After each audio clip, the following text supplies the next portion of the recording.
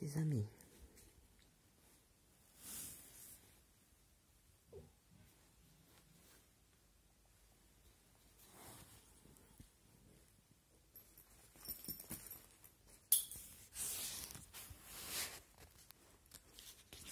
Texte français de Claude Saller.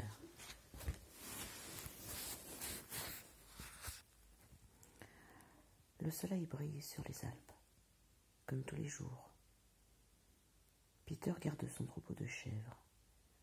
Soudain, une fillette apparaît sur le sentier. « Comment t'appelles-tu » demande-t-elle. « Ces jolis moutons sont-ils tous à toi ?»« Je m'appelle Peter, et ce ne sont pas des moutons, ce sont des chèvres. » « Oups, pardon, mais des chèvres. »« Tu n'es pas toi. » »« Si, lapsus révélateur. »« Tu n'es pas d'ici, toi. Que fais-tu là ?»« Je viens vivre chez grand-père. Tante Dete m'accompagne. » Ton grand-père ? Ce ne serait pas le vieil ours qui habite seul dans le chalet, en haut du Wunderhorn ? Tiens, le voilà. Un homme à la barbe blanche se dirige vers eux.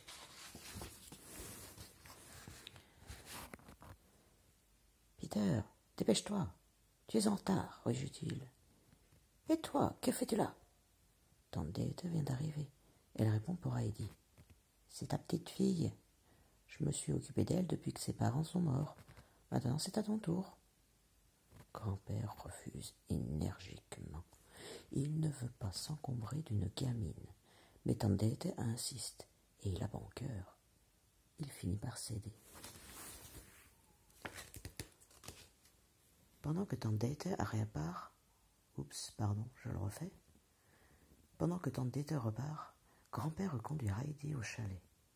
« Où vais-je dormir, grand-père ?»« Il n'y a qu'un lit. Dans le foin, là-haut. C'est merveilleux. J'adore l'odeur du foin. Du soin. » C'est un livre qui m'appartient depuis belle lurette, mais je manque un peu de sommeil ce matin. On reprend ? Dans le foin là-haut ? Allez, c'est merveilleux, j'adore le foin. Il y a même une fenêtre pour regarder le paysage. Après un repas de lait de chèvre, de fromage et de pain frais, Heidi et grand-père se préparent pour la nuit. Il y a beaucoup de vent, remarqua Heidi. On l'entend gémir, siffler et hurler. Un orage se prépare. Et ce n'est pas seulement le vent qui fait tous ces bruits. Ce sont les kobolds et les esprits de la montagne. Les kobolds ? Demande Heidi, un peu inquiète. Ce sont des esprits malins. Ce soir, ils vont sortir de leur cachette parce que 2 étrangers ont envahi leur territoire. Et l'un d'eux est encore ici, dans mon chalet. Ça, ils n'en savent rien. Et maintenant, au lit. L'orage redouble de violence. Heidi va se coucher et s'endort aussitôt. Elle se met à rêver que le vent l'invite à jouer. Elle flotte dans les airs, vogue à travers la fenêtre et se retrouve dehors. Tous les esprits de la montagne se sont réunis pour l'accueillir. Loin de l'effrayer, les animaux fantastiques l'amusent. Elle danse avec eux. Heidi plante. Oups, non, elle plante pas, elle plane. Moi, je plane pas, hein, j'aimerais. Hein. On reprend. Heidi plane, monte, descend, virevolte, contourne des pics montagneux, gambade avec des feux follets, des crocodiles à tête humaine, des harpies aux yeux bleus, des nuages aux queues lumineuses, j'allais dire luminescentes, ça aurait été mieux, hein. Elle rit aux éclats en chevauchant un cheval noir à 3 têtes. Mais soudain, apparaît un monstre hideux, un géant grand comme une montagne, à la barbe verte et gluante comme de la mousse. C'est le roi des kobolds. Il regarde Heidi d'un air furibond, lève vers elle un doigt sec et noueux. Et brusquement, les esprits poussent des cris de rage.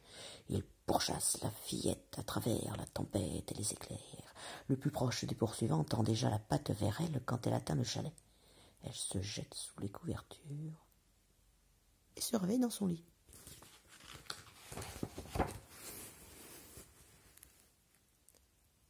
C'est des belles images, hein, de quoi faire flipper tous les enfants. Hein. J'adore cette lune. Ah, je l'ai lu souvent, mes enfants. Et peut-être quelques fois aussi à ceux que j'ai gardés.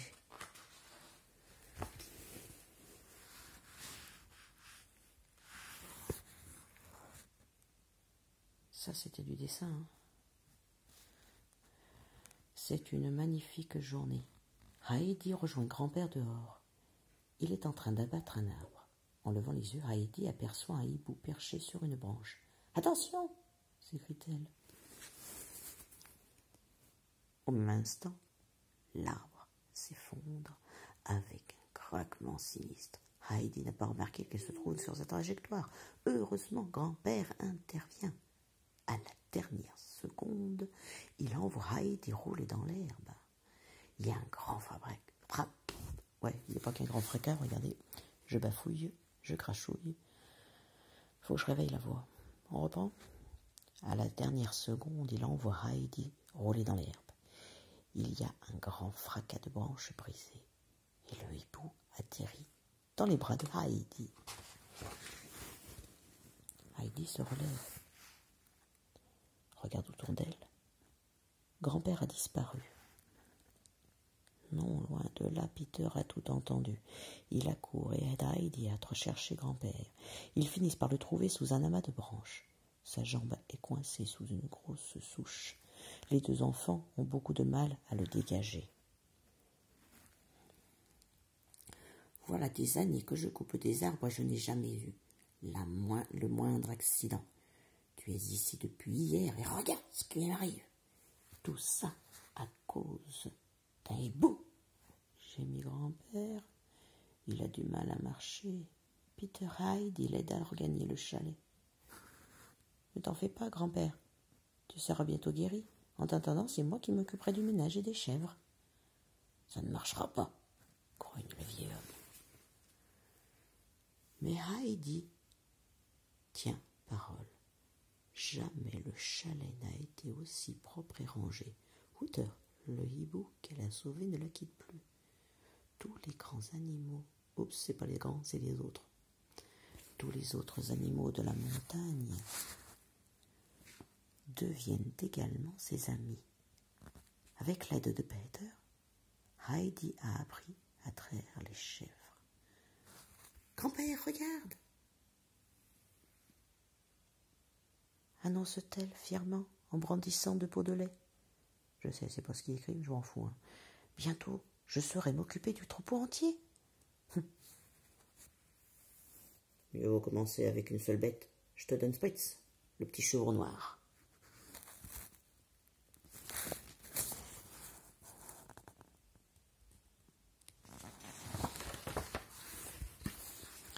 Heidi coule des jours heureux sur le Von Horn. Cependant, Tante Dete revient un jour. Elle veut emmener Heidi à Francfort. Pas question, rugit grand-père. Heidi reste ici. Là-bas, Heidi pourra aller à l'école. Elle apprendra à lire et à écrire et deviendra une jeune fille présentable, dit Tante Dete. Grand-père finit par céder et Heidi doit partir.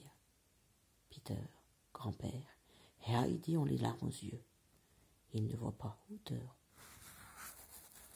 suivre la fillette.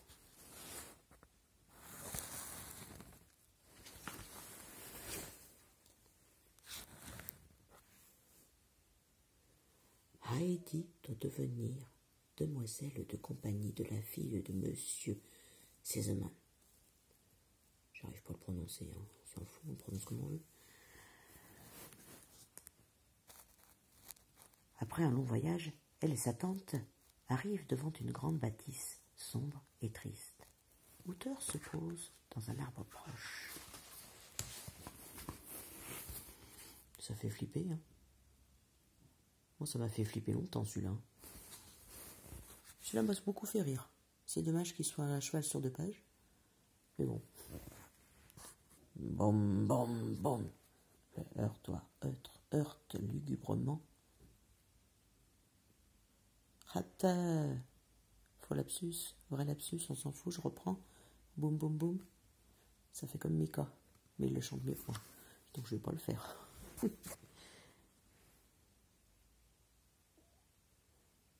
Le heurtoir résonne lugubrement quand un date frappe à la porte. Un gros homme ouvre le battant. Il a le visage rouge et l'air furieux. « Je suis Sébastien, le valet. Que voulez-vous ?»« Je vous amène la demoiselle de compagnie, répond Tante. C'est elle ? Ah ! Madame Rottenmeier ne voudra pas de cette rien du tout. Restez là, vous, crie-t-il à Tante. Et toi, suis-moi. Essuie-toi les pieds. Ne touche à rien. Et surtout, parle seulement si on t'adresse la parole. Dans le couloir, il croise une jolie fille en uniforme.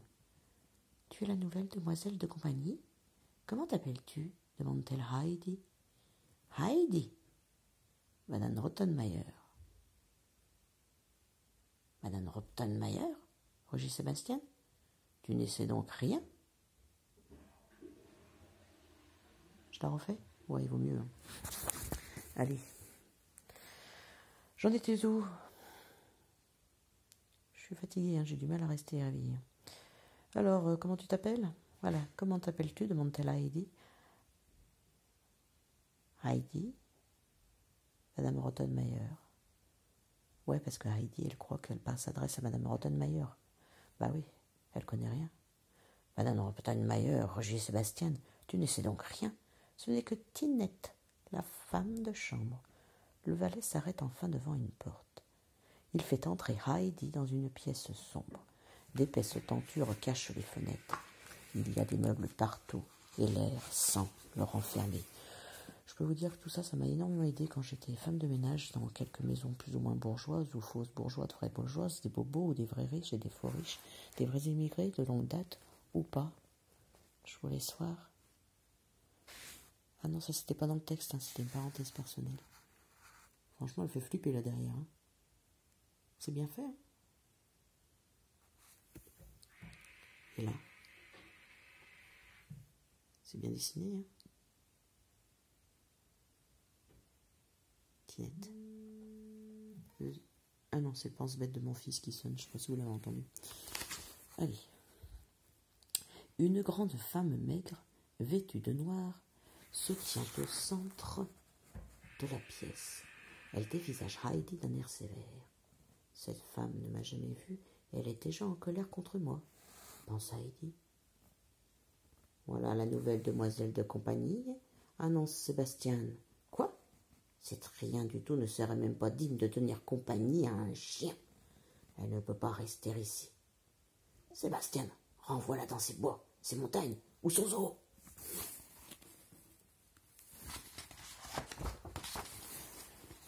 Non, je ne veux pas qu'elle parte. La jeune fille qui a crié écarte les tentures qui la cachaient et se propulse dans la pièce. Elle est sur une chaise roulante. « Nous allons devenir amis, n'est-ce pas ?» demande-t-elle à Heidi. « J'aimerais bien, mais je crois que ta mère ne veut pas que je reste. Ma pauvre mère est morte. Elle, au moins, t'aurait accueilli avec gentillesse. Cette déplaisante personne est Madame Rottenmeier. Puisque vous insistez, mademoiselle Clara, Heidi peut rester, mais je me plaindrai à votre père quand il rentrera, glapit la gouvernante. Elle quitte la pièce, Sébastien sur les talons.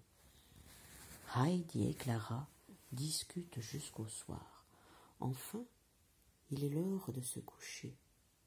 Tinette conduit Heidi dans sa chambre. Quand Heidi s'endort, elle est heureuse d'avoir une nouvelle amie, mais elle regrette sa montagne. Elle rêve que Spritz, son petit chevreau noir, vient à Francfort la consoler.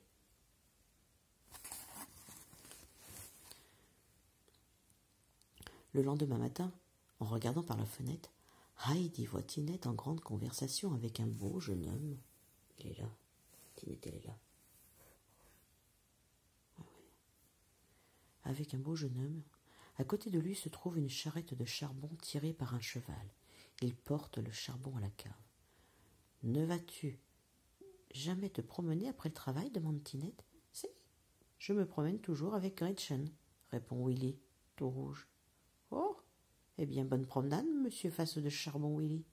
Et Tinette rentre dans la maison en claquant la porte.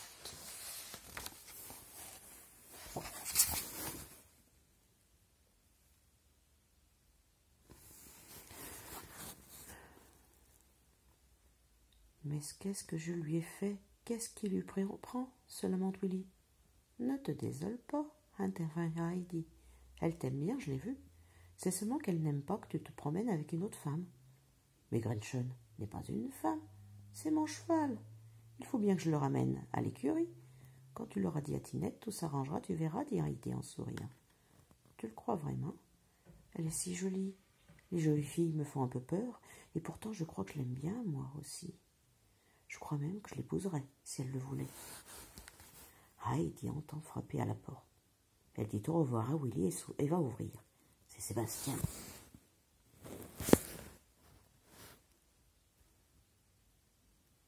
Il est l'heure de tenir compagnie à mademoiselle Clara, annonce-t-il. Suis-moi. Heidi suit le valet.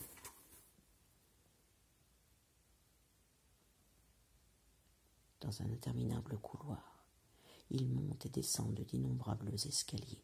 Heidi trouve la démarche de Sébastien ridicule et limite pour s'amuser.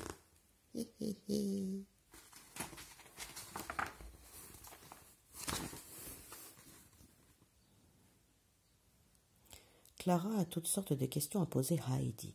Elle veut savoir où elle vivait, ce qu'elle faisait, qui étaient ses amis. Heidi lui raconte sa vie sur le Wanderhorn. « Et tous les animaux étaient mes amis ?» s'exclame-t-elle. « Moi aussi j'aime beaucoup les animaux. Mais Madame Rottenmeier m'interdit d'en avoir, et après le temps qu'ils pourraient me donner des maladies. »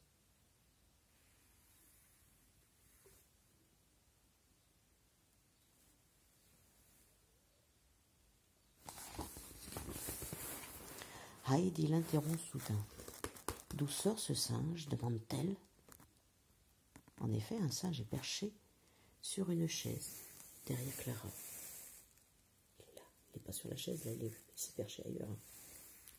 Soudain, une musique s'élève dans la rue. « C'est le singe du joueur d'orgue !» s'écrie Clara. La voix du musicien lui parvient. « Mon singe savant va danser pour vous, mais rappelez-vous, mes petites demoiselles, qu'il faut lui donner une petite pièce pour qu'il continue. » Clara bat des mains de joie. Elle voudrait que le singe n'arrête jamais de danser. Elle prépare toute une pile de piécettes. La musique devient de plus en plus rapide et le singe danse maintenant sur un rythme endiablé. C'est l'heure que choisissent Sébastien et Madame Rottenmeier pour faire éruption dans la pièce. Il y a un problème quelque part. Je crois que le gros a écrasé la vieille. C'est pas gentil pour les gros, mais bon, là il est pas sympa le gars. Hein. On peut le traiter de gros? Non. T'as pas le droit. Un peu de respect quand même, pour tout le monde. Je reprends. Ils en étaient où? Ils font irruption dans la pièce. Dès qu'elle aperçoit l'animal, la gouvernante devient rouge de colère. « Sans-moi cette sapette d'ici !» glapit-elle à l'adresse de Sébastien. Sébastien s'arme d'un balai et se met à courir derrière le petit animal. Il essaye de l'aplatir, mais le singe est agile, il bondit de meuble en meuble. Sébastien devient cramoisi de fureur et de fatigue. À un moment donné, il s'écrie « Je te tiens enfin !» et se jette sur le singe, mais celui-ci parvient à l'éviter et le valet s'étale de tout son long sur Madame Rottenmeier. Pas de bol, Anatole. Finalement, le singe s'enfuit par la fenêtre. Clara et Heidi n'en peuvent plus de rire. Peu après, Clara doit faire ses devoirs. Heidi en profite pour se glisser hors de la maison. Dehors, elle rencontre Willy. « Tu as l'air perdu, lui dit-elle en souriant. Je voudrais donner un petit animal à Clara, mais je ne sais pas où en trouver, dit Heidi. Celui-là, j'ai souvent essayé de le dessiner. Bah, je ne savais pas franchement dessiner à l'époque. Hein. C'était pas trop cette forme-là. Hein. Enfin, ça faisait pas austère, là, en tout cas. J'ai essayé, hein. Mais pas. Vous ne me connaissez pas, rappelez-vous. Alors, on continue. Willy a emmené Heidi chez le boucher. Sa chatte vient de mettre bas et il lui a donné 4 petits chatons. « C'est merveilleux !» s'exclame Clara quand Heidi lui fait signe de... lui fait la surprise. « Mais il faut les cacher. Si Madame Rottenmeier les voyait, elle m'obligerait à les rendre. » Petits chatons. Je rêvais d'avoir plein d'animaux. Chevaux, chats, oiseaux, chèvres, boucs. On habitait en appartement à ce moment-là, à Villeurbanne. Quand à Villezola, c'était un petit peu compliqué. Bah oui, il y avait déjà Titan avec nous. Chien croisé porte et fenêtre. Mon meilleur ami de l'époque. Vraiment. Celui, mon confident, en cachette. La nuit. Et bien justement, parlons de nuit. Nous y voilà, on y parle. Cette nuit-là, un orage terrible réveille Madame Rottenmeier et Sébastien. Ils sortent dans le couloir en chemise de nuit. Le tonnerre gronde, le vent siffle, des éclairs sillonnent le ciel nocturne. Par-dessus tous les autres bruits, on entend des sons musicaux qui semblent provenir de la salle de bal. « Qu'est-ce que ça veut bien être ?» demande la gouvernante. Ce sont des fantômes, bégayait le valet terrorisé. « Des fantômes, tu crois ? Ce sont peut-être des poltergeists. Je n'aime pas ça, Sébastien. Il faut en avoir cœur net. Nous allons dans la salle de bal. Allons, passe devant. » Le vacarme a également réveillé Heidi. « Oh non, pense-t-elle. Clara a caché les chatons dans la salle de bal. Ils se sont échappés et gambadent sur le piano. Elle décide de suivre les domestiques sans se faire remarquer. Madame Rottenmeier s'approche du piano, elle examine le clavier et regarde à l'intérieur. Elle ne trouve rien. Où sont-ils, tes fantômes ? En effet, les chatons ont découvert un nouveau jeu. Youhou ! Ils grimpent au rideau. Heidi, qui est entrée dans la pièce, les voit. Elle s'approche de la fenêtre sur la pointe des pieds et essaye de leur faire lâcher prise. Mais elle a tiré trop fort. Les rideaux tombent sur elle et l'emprisonnent. Emprisonnée dans le tissu, elle a l'air d'un fantôme. Au même instant, Madame Rottenmeier et Sébastien se retournent. Ils poussent un cri de frayeur et filent se réfugier dans leur chambre terrifiée. C'est encore long, grand chauffe. Oui, c'est bon, on a bientôt fini parce que là, je commence à avoir du mal à articuler. Et j'aimerais pouvoir articuler un minimum pour mes parents quand ils vont venir cet après-midi. Ouais, c'est tôt le matin, là. Ah non, pas tant que ça, mais bon. Pour moi, par rapport à l'heure à laquelle je me suis couchée, ça fait tôt le matin et peu d'heures de sommeil dans les pattes. Ouais, c'est pas parce que je suis payée ou que je fais des heures sup ou quoi que ce soit. Non, c'est juste parce que, on va dire que c'est un peu compliqué. On se plaint pas et personne n'est à plaindre. Enfin, en tout cas, pas ici. Enfin, si, pas trop, mais bon.